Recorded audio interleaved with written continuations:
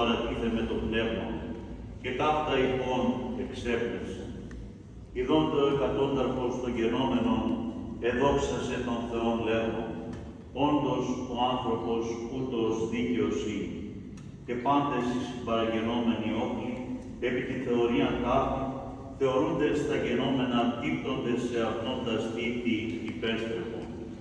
Ειστήκησαν δε πάντες οι γνωστοί αυτού από μακρόθεν,